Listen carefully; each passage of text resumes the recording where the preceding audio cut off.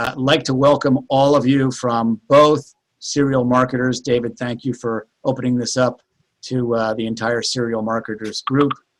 Also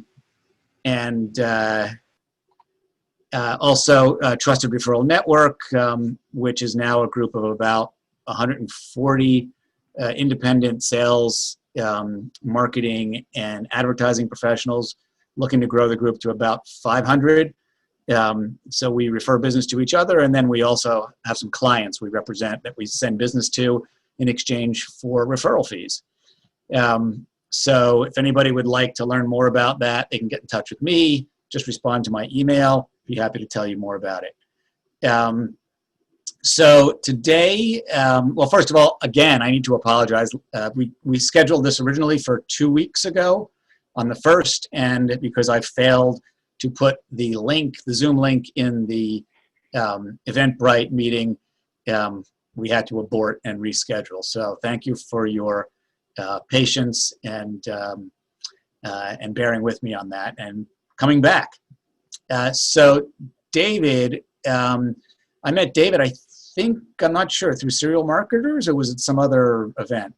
And David specializes in helping people who are looking for jobs, but his real secret sauce is he understands how the bots, the applicant tracking system, and people doing recruiting on LinkedIn, how those systems read your resume and read your LinkedIn profile to determine whether you're in or out. And that's such a big factor now in determining whether you get a call or whether you even get considered. I know there were many members of, or a few members of the Trusted Referral Network, and probably several people in serial marketers who are both consultants and or looking for jobs, and that's great. And we'd love to help you out where we can. And so David is going to take you through both some tips and tricks on resumes and your LinkedIn profile, which you can do to both, to make sure that they don't get blocked, and to make sure it gets through. So David, you want to just, you can take the screen over, or you can just start talking, because I'm going to put it on speaker view, so you will show up, at least in my screen and in the recording, as the key speaker. All right. So before I start sharing, thank you for allowing me to do this. I really love sharing this knowledge because, again, there's a lot of things that people just don't know about what is potentially standing in the way of them, getting a great, getting that new career. They may already have a great resume. And I'm not here to solicit business. I'm just, doing a favor for Michael and just kind of educate everybody on some of those things that could be standing in the way of you landing that new job. And we'll first start off with just talking about the resume bots, just a high kind of overview of that. So let me share my screen.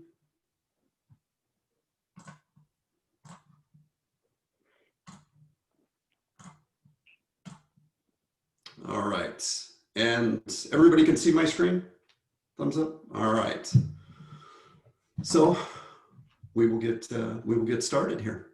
So really getting your resume past the evil resume bots, as I like to call them, is really what we're going to discuss here in the next just 5 minutes. Again, kind of big overview. We'll have plenty of time for some Q&A, I believe.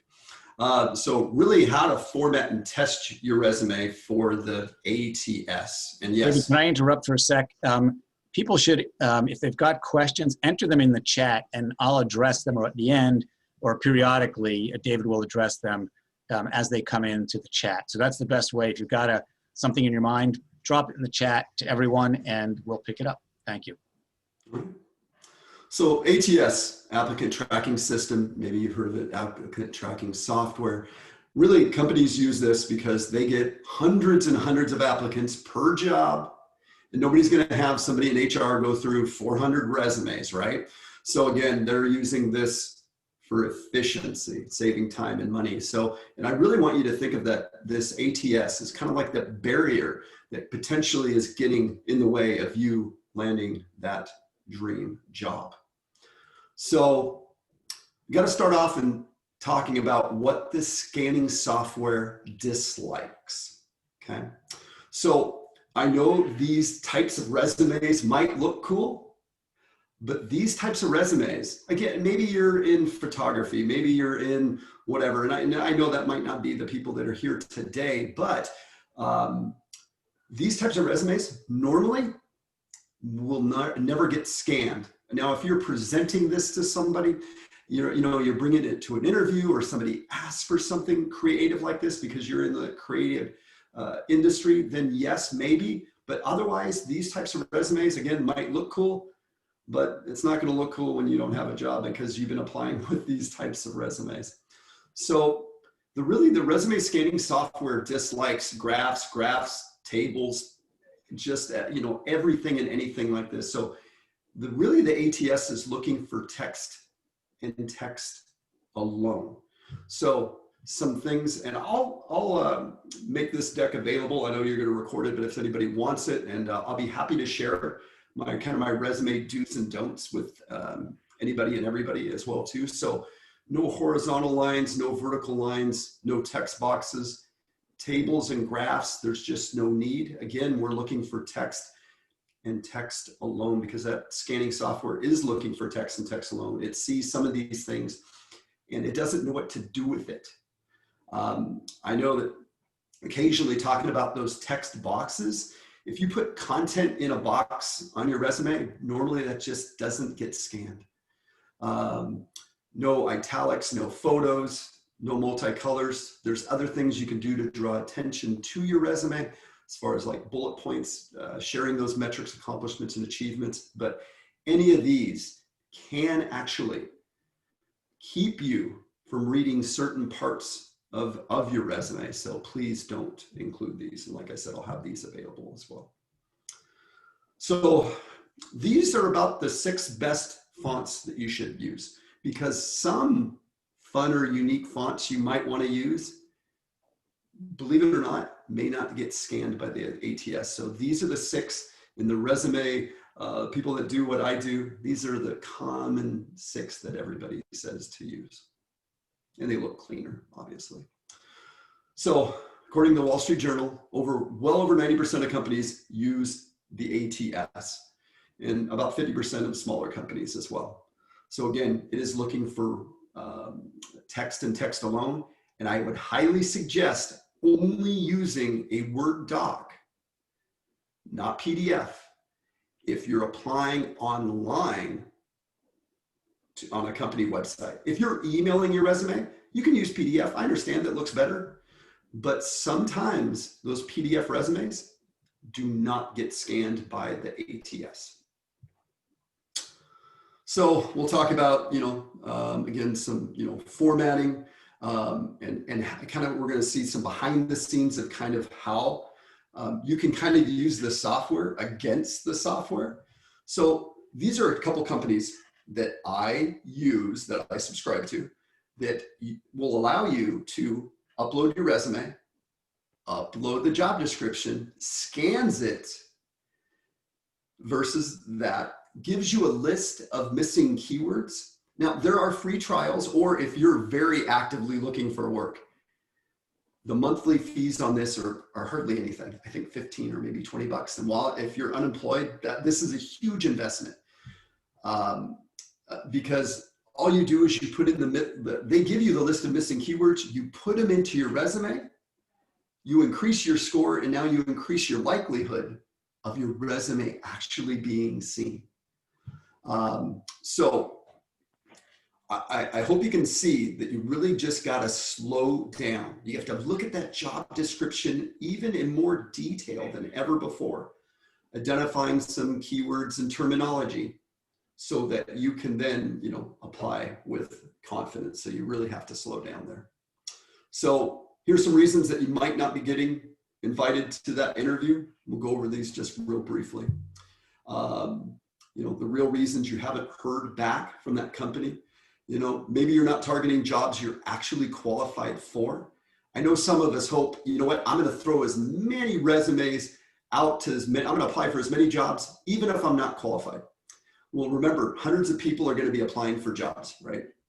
Hundreds of people with the skills necessary and the experience to do the job. If you don't have those, you're kind of just kidding yourself that, so again, let's make sure that we actually have the skills necessary, because being a quick learner does not make up for not having done the work.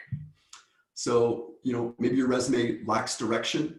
Does your resume say what you're skilled at? And does your resume tell your story, your metrics, accomplishments, and achievements?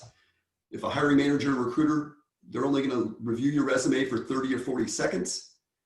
Do they know in that 30 or 40 seconds what you've done, those amazing metrics, accomplishments, and achievements, and how you can fit into that role? So again, you got to slow down. I think we talked about that. You got to make sure that you're matching up to some of those metrics and skills listed. Cover letter. You know, we're finding more and more companies don't even care if you include a cover letter. And we're finding companies that say, we don't want one. Here's the reason why you want to include a cover letter. If you have a huge gap of unemployment, or you're going from one industry to an extremely different industry, then maybe you need to explain that. And please, not a full page cover letter. Nobody wants to read a full page cover letter. Keep it brief, to the point, leveraging some metrics and how you can really impact that role. LinkedIn, got to have a LinkedIn account. It's got to be professional, personalized, and a LinkedIn account, a great LinkedIn account, will really change how people see you. And please don't attach your resume to your LinkedIn profile. Your LinkedIn profile, I want you to think of it as kind of like your own personal branding website. You want to make sure the content is there, but there's no reason to really attach it. Social media, I'll share this with you and keep it brief. I remember a conversation I had with my daughter, you know, when something like this, Dad, they can't go onto my Facebook page and check out my posts and shares, and can't hire me because of it, because it's against the law. Of course, I tell my daughter, well, you're never going to know the reason why they didn't hire you, because they're never going to tell you. So just make sure that, I'm sure I don't have to tell you, but keep your social media in check, please. And, you know, the only way you're going to get that phone to ring is making sure that your resume gets noticed. You don't want the bots answering your phone and then only getting that darn rejection email. So, you know, I will provide this PowerPoint. I will provide my resume do's and don'ts to everybody and anybody, along with some of my LinkedIn best practices as well. So hopefully you're going to be able to hear a little message. I've been sent here from the future to ask you, did you get your job terminated by the coronavirus? If so, my dear friend, David Alto, will scan your resume against that job that you want to apply for and test it against those evil resume scanning cyborgs. I hate cyborgs. And he's doing it all for free. That's fantastic. Do it now. Come on. Everybody can hear that? I couldn't hear it on my side, but I know what he said. So, hey, you heard it right from my buddy Arnold, my very good friend Arnold. And maybe it wasn't Arnold, but so if you're ever having any issues, I will actually show you using those two resume scanning software that you can use. But I'll scan your resume versus a job totally for free. There's no strings attached. I want to show you maybe your resume didn't match up to a job you recently applied for, so you can see, because I'll send you the results, so you can just see, you know, how adding those keywords and industry terminology and hard skills and soft skills can make your resume actually be seen, you know, by a human. So that's it for this section. That's it. Okay, so you're going to follow the next section. You're going to talk about, if I understand, is LinkedIn. Yes. But we have a couple of questions in the chat. Let's see, starting with Um, let's see. Okay, is this for those who actually have the resume on their LinkedIn, or if you're applying to a job and upload this resume? So yeah, this software that I shared allows you you just copy and paste your resume. You copy and paste the job description before applying. It scans it. It gives you a result. Now, I would say you kind of want to get around a 75% match, and you'll see that if you use this software. And then you can be pretty confident that your resume will be seen. Trying to score 100% is sometimes near impossible, and there's a lot of factors that come into play. And if you add too many words, it can get a little bit too wordy. So my clients have had a lot of success in landing interviews. So I have found, that percentage of match around 75-ish% is normally going to be pretty confident that your resume is actually going to get seen. Of course, if it gets seen, then you increase your chances and likelihood of your, receiving a call. wonderful. Okay, so for those people, some people joined in the middle or joined just recently. David started off with a focus on the resume, particularly when it's being scanned, and so many of them are today by an applicant tracking system and filtered. How to make sure that your resume gets read and gets viewed because it's an appropriate resume for the job. And then he's going to go into LinkedIn in greater detail and how to optimize your LinkedIn for a job search. So Brad had a question. He has solid lines under his name on both sheets of his resume. Should he remove them? What about the lines under hyperlinks for email, etc.? Yeah, I would not. We'll talk about hyperlinks first. So sometimes the resume, the applicant tracking system has a hard time identifying the hyperlink. I never encourage my clients to use hyperlinks because they can just copy and paste it and go directly to there. So I just encourage them just to put their email address, LinkedIn profile, no hyperlink. As far as lines, within reason.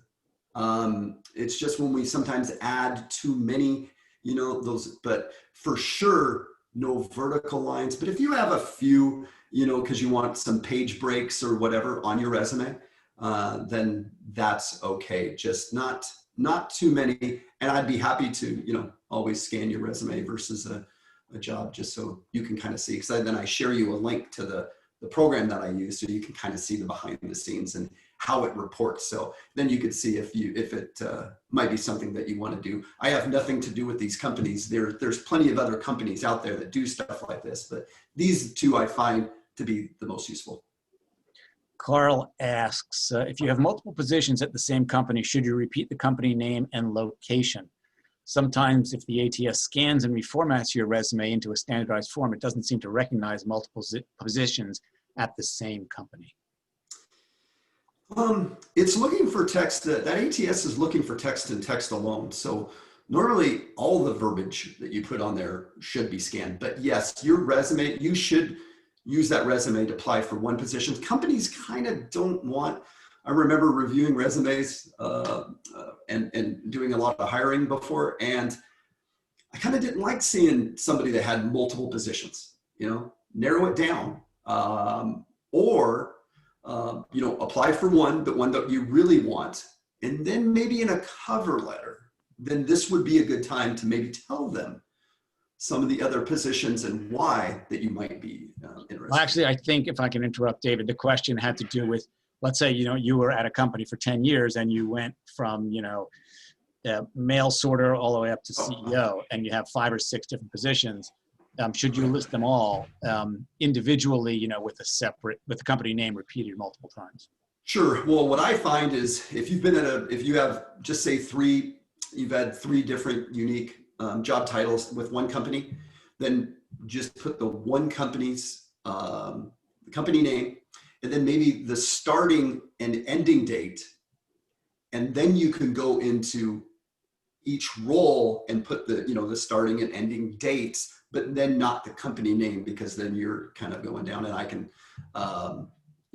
always share an example with somebody if somebody wants to, message me what that could look like. And look, if some of those they were really entry level positions, you could just put the role without any, description, or you can kind of build that into maybe another job where you could put, you did this job slash, this job, and almost tell a story in the job, in the details, under your work history. And if you have any questions, I can help you out and send you some suggestions there.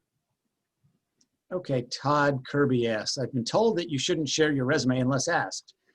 You should just send a brief cover note in your email for your key accomplishments and why you'd be good for the role. I guess he's asking, what are your thoughts on that? Sure. Well, I mean, if you're applying for an actual job, you're obviously gonna include your resume, for that job. If you're, searching for, I think I want to talk to Todd or message him off LinkedIn, or have a little one-off and find out a little bit more, and maybe give him some more advice. Okay, so you could find David on LinkedIn, and also David, maybe if you put your email address or whatever you want people to contact you by in the chat, people should be able to copy it. Okay. Let's see, he just put in his LinkedIn. That's the best way. It's all my contact information's on there and everything. Okay, so yeah, contact David via LinkedIn. All right, David, do you want to, how do you want to do the section on optimizing for LinkedIn? Sure. Do we have a guinea pig I can maybe, somebody I can pick on their LinkedIn profile? Anybody want to volunteer? I'll be nice. In the chat. Anybody's looking for a job in particular? All right, Regina was the first one to said me. So Regina Shanklin, would you put your LinkedIn in the chat, and David will pick it up and share it, or I guess share the screen, right? Yes.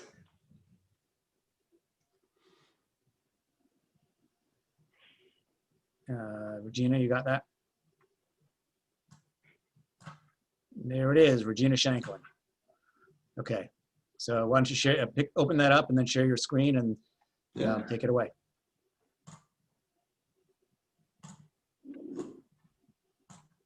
All right, and I think Regina should unmute herself. It's only fair. If we're going to pick on her, she can defend herself. Defend herself. Regina, are you there? Yes. Okay. All right. So how much time do we have for this, Michael? Why don't we take, I don't know, 10? Will that help? 10, okay. 15? Yep. Nope. That'll be fine. All right. So first of all, Regina, thank you for not having the generic LinkedIn banner that everybody has, right? Okay. So I appreciate that. Let me ask you this. Why did you pick this LinkedIn banner? Because I am a consultant largely, Okay. and that shows I have ideas plus hard work gets you more results, growth. Okay. No, very good. Just for all of you, if you Google, if you don't have a banner, if you Google LinkedIn banner, and then you click the images tab, it's going to take you to size appropriate LinkedIn banners. You could even put LinkedIn banner and say you're an accountant. You can put LinkedIn banner, accountant, LinkedIn banner, and whatever, or find something inspirational. So, what you put here kind of can, like, I had a gentleman that worked at Boeing, right? He was an engineer. Well, he just went on, did some searching for engineer in Boeing and put a picture there. So you kind of know what he does right away. So, and I like it. You have an amazing LinkedIn profile photo. You're smiling. It's a headshot, really no background. And for those of you, you don't need to necessarily pay for your for a photo. If you use portrait mode, you can do it outside where the lighting is really good. So great job on there. And maybe somebody's already taught you some stuff, Regina, because if you don't know this, underneath your name is called your headline. And this is SEO for recruiters, meaning if they type in, I need somebody in this industry with this experience and maybe these skills. So this is perfect. You could even put, Regina, you could put excelling at, and then maybe list some, high level skills. So you can add up to 120 characters here. And Okay. whoever taught you about that, good job. That's what I want to see. I want to see those vertical lines in the resume. No, vertical lines here, right here is perfect. And to segment those, different skills, but you could put it like excelling at or whatever. I don't know if you have the ability to, so let me just share on my screen real quick. Not everybody has it just yet, but you can do a little 10-second recording of your voice as long as you do it on the app. And it's a great way to really give your like a 10-second elevator pitch. Now I know LinkedIn created it to, maybe you have a difficult sounding first or last name, but all you do is you go to edit this and then it'll show up if you have it. LinkedIn is pushing it out to everybody. So very shortly they'll have it, but it's a great way for you to give like a 10-second elevator pitch. About section, we'll talk about the about section real quick. I like that you write in first person. That's great. That's what you should do. For the rest of you, I want to make sure that it's the about section. LinkedIn created it to share things about you. Think about, what would you share during an interview? What would you share if you were having coffee with somebody? Like in an interview, you would share like the how you get things done. That is the perfect things to discuss in the about section, because now a hiring manager and recruiter, they want to know, like, why do they even interview you? They interview you to find out if you're going to be a good fit, right? Well, in here is the best place to share, again, how you get those things done. And you can write just as much as Regina wrote here. In fact, I encourage it. As long as the good stuff's on the top, just in case they, get near the bottom and they're bored and they don't want to read no more. You have a featured section. Not everybody does. Thank you. The featured section is just for that. It's to feature things that you've done. It could be a link to a website. It could be a link to an article. You shaking hands with the CEO winning some award. But the featured section is a great place to showcase those metrics, accomplishments, and achievements on your resume. And again, it could be a video, an article, something mentioned, company website mentioning you or whatever, some project that you were on, even if you're not mentioned. But because hardly anybody takes advantage of the featured section, I know when I see somebody with a featured section, I won't do it now, but now I want to know a few of these. So when we're done, I'm going to look, because again, usually you find out more about the individual here, and that's perfect. So good job on that. And you can also attach those types of things to the job it corresponds with too. Michael, we should have picked somebody else. Regina's is too good. And yes, you should have the same content that is on your resume in here. I'll share something with you right now. So say I'm a recruiter and I find Regina on LinkedIn. I don't have a resume, but I find her on LinkedIn. I look at her LinkedIn profile. One of the next things that I do, I might go to this more button and then I click save to PDF, because I want to see if Regina might be a good fit for this job that I might be applying for, right? Or that I think she might be a good fit for. By doing that, it now converts her LinkedIn profile and makes it look like a resume, right? Now I could compare this to the job that I thought she might be a good fit for, and then maybe reach out to her. So I do have people that tell me, well, David, I don't want to put, what I did in my roles. Well, you want that content on there. You really want to treat this kind of like your, resume. So of course you're going to tell them, what you did. Education. Regina, I'm super glad that you took some time and actually wrote some additional stuff down. I always tell people, feel free to write down a little bit of more information in the education portion. License and certifications, please continue to add those. I don't even care if there are free courses that you did. Feel free to, add those on there. Volunteer experience. Regina, I would probably tell you to maybe expand on that more, because there for 4 years, one sentence, come on, you did a little bit more than that, right? What were you responsible for? What were you proud of doing? Treat that like a job. Think about, those amazing metrics, accomplishments, or achievements that maybe you did in that. Recommendations, you've received 10, given 11. Good job. You always should ask for these. You do have to be connected to the individual to ask. And I want to talk about skills. I'm going to click show more. So if you didn't know this, you can add up to 50 skills. And Regina, you've added a lot. Here's why you want to take advantage of that. When recruiters are searching for people on LinkedIn, they're going to search by industry, job title, and maybe some high-level skills, because they don't want to get thousands of people. They want to narrow down that search, right? They want to funnel that search. So again, list all the skills, all the subject matter expert things that you're at, put those on here. So Regina, overall, I would say maybe expand on this, because maybe, from just looking at what you did, I think you were responsible maybe for a little bit more. And I know if I'm a hiring manager or recruiter, if this could help me understand maybe how you could better fit, a different role or whatever, I would love to see you expand on this more and treat it more like a job. Can I ask a question? Yes. I also volunteer at my church. Okay. Is that taboo to put church stuff on your volunteer?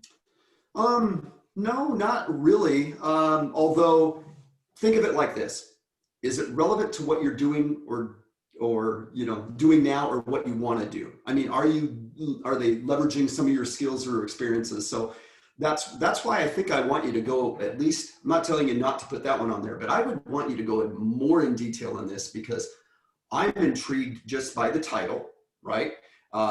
Led the development of career enhancing programs. So what? I already know you probably did a lot in this role, and I want you to share it so that, people can see what you really did. Treat it like a job. I would really want you to put that in there. And then in the church, again, it depends on what you did in it, and you feel free to share it or not. But they're not necessarily taboo. Obviously, if you were the chairman of the, a campaign, a political campaign, we live in the society we live in now. Maybe you don't want to share that necessarily, but church, no. I mean, I have people do that, all the time, especially if it's some kind of giving program or whatever, because you never know what's gonna, hiring manager, recruiters see that on LinkedIn, and they go, you know what, that's awesome, because I did something like that for my church or whatever. But you got to expand on this and then message me afterwards, because I really want to see all the things you did here, because I guarantee you did a lot in that role. And can I ask another thing? I'm a consultant that would like to go back to work, but I've been consulting for 6 years, and people just don't think I want to go back to work. I mean, because, they'll tell me, oh, she did great on the interview. Oh, and it's down to me and somebody else, and they pick the somebody else, even if I do better on the interview. Well, they were probably scared that you were going to go back to that at some point in time, right? But everybody leaves companies in 2 to 3 years. They fire people. They do. We fire them as employees, and employers fire us, right? The shelf life of a coworker. That's why ageism isn't that big of a deal anymore, because the shelf life of a coworker is not very long anymore. So, I'd probably want to see your resume and just give you some, little tips and advice or whatever, see what I see, to see if I would think the same thing if I was hiring. Maybe I shouldn't hire this individual because they're probably going to go back and do that or whatever. Thank you. Oh, you're very welcome. So you didn't see anything that made it look like you wouldn't want me? I mean, from the LinkedIn? No, because automatically, you shared things here that I want to learn more about, right? No, Again, make sure the content of your resume is here, because I have a feeling that maybe some of these don't mirror each other. I just have a feeling. I don't know. And then I would really, I mean, I'm intrigued. I want to know more. And if I'm a hiring manager, recruiter, I would sure that this is on your resume and expand on this even more. I have a question. I see that Regina, I know Regina has she's a franchise business owner. Would it be, you know, might people think, oh my God, how's she going to do this and keep her business going? Is she not going to be, you know, fully focused? Yes. No, of course. So again, you know, either in a cover letter or making sure if you got that interview is right away being able to tell them that maybe the business is self-sufficient. Maybe somebody else helps run it. You know, again, that's where that is difficult. I mean, if I were to ever go back to working 9 to 5, somebody would probably think, well, how is this guy is just going to either, you know, leave us in a year, or, you know, realize that he, you know, wants to be back and be an entrepreneur. So I would really want to maybe see your resume, just to be able to identify what I see when I see it. And then in the summary, and then in a cover letter, you definitely would be telling them like how, you know, that you maybe still do this, but maybe it kind of runs itself, or maybe you have somebody else managing it, whatever. So that's what you would really have to get them to believe, that you had a plan in place, so that yes, it didn't consume you. And the only time in my resume, the only time I ever included on the resume is if they're looking for a lot of digital experience, because I do digital for my business. If not, I don't include it. I just don't. But no, that's you know, that's a great idea. So then you just have to determine if you want it on your you know, LinkedIn profile as well. All and right. then I have publications on here too. Did you see? I do publish on LinkedIn. Where are those? Those aren't showing. Publications are. You're talking about your activity? Oh, is that okay? Is that what it is? Not the post doc. Well, no, articles. I guess it's articles. You know, hiring managers or recruiters could care less how active or inactive you are on LinkedIn. They really just, you know, they don't. They just want to see, you know, what additional content, and that featured section. Again, people go to your LinkedIn profile to learn more about you. You've done that in the about section, in the featured section, because you're sharing more about you. And then that makes them more confident in reaching out to you. Okay. Regina, thank you so much for offering up to be a guinea pig for your LinkedIn profile. We have a couple of questions that came up regarding this. Kevin asks, I noticed Regina has her MBA listed in her name. I see that it's fairly common practice to list degrees or certifications like this. Pros or cons to doing this? No, I mean, I encourage people on the resume, you know, to do that. No, there's really no pros and cons. I guess it depends on who's reviewing your resume. Most people, I mean, they see a ton of resumes. So, no, I guess that, you know, only if somebody doesn't have a degree, you know, maybe they think, oh, ooh, they got you know, some letters after their name. Ooh, they must think they're special. But no, I mean, no, that's a very, very, very, very, very few amount of people. So no, be proud of it. You worked hard for it. Put it on your resume. Put it on your LinkedIn. Okay. Em asks, if you're in the middle of a career pivot where you're aiming for a few different types of positions and the highlights in the CV can change, how do you have the resume match LinkedIn? Sure. I would think that, so, you know, that summary on your resume that you kind of put, you know, you put your name, you put all that information, you kind of, you know, tell your story, you know, in the summary. Well, there's no reason that summary couldn't kind of mirror about the about section. So in the about section is where I would want you to then discuss. And if you want, we can take this, you know, offline on LinkedIn. Because I think it really is in the about section for you to sell, again, what you're doing, what you want to do, and the different roles that you could do. So it's in the about section that I really want you to focus that on. Okay. I have a question. Do LinkedIn recruiters, are there LinkedIn tools that actually do the sort of screening in a similar way as the application tracking systems, looking for keywords, or is that just part of LinkedIn recruiting? Sure. So, I mean, they will search based on different criteria because they can put a lot of different criteria in there. But then again, if they find you on LinkedIn first, you know, that's where you want that content. You should, I shared with you that PDF that I could make real quick of your, you know, so sometimes what they'll do, again, they'll take that and compare that to a job they might think you're a good fit for, you know, and then they could scan it just like the scanning software does, again, or visually scan it. So that's why you want all of that content built into that so that they can take that. And maybe they send it to somebody in HR, hey, real quick, can you take a look at this? I think this person would be a good fit for that role. So that's why you want all that content on there. All right, wonderful. So I don't see any more questions unless somebody wants to drop something in or unmute and ask a question.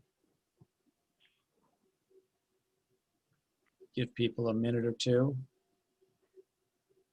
Hey, is Carl on? Is Carl on? Carl had a question before. I'm here. What's up, Hey, David, Carl? can you hear me? Yes.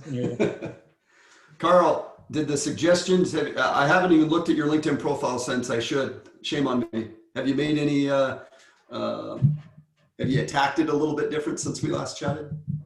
Yeah, absolutely. I made a lot of the changes, and I've been sharing your advice with other friends of mine. Yeah, I was kind of surprised to learn everything that I did about, you know, putting all that information on there. So it's done well. No interviews yet, but I'm happy with the changes I've made. I'll spy on your LinkedIn profile. So after the last one where it didn't, you know, the timing didn't work so well, Carl and I stayed on and chatted for a little bit, and I provided him some advice. So I'll have to spy on his LinkedIn profile and take a look at what the amazing changes he made. All right, great. So David Berkowitz, are you still on? Would you like to do a quick pitch about serial marketers? Don't know if he's still on. Okay, if he were, I guess he would connect. So I will do a quick pitch about the Trusted Referral Network. You notice that this is sort of co-sponsored by Trusted Referral Network and Serial Marketers. Trusted Referral Network is something that I started about 6 months ago.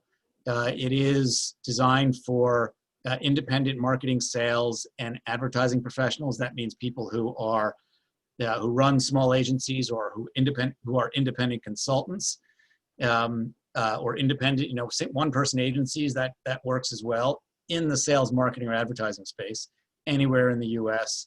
And we get together. We have a meeting every week, although not everybody attends. It's a great place to network with other people in the same space and refer business to each other.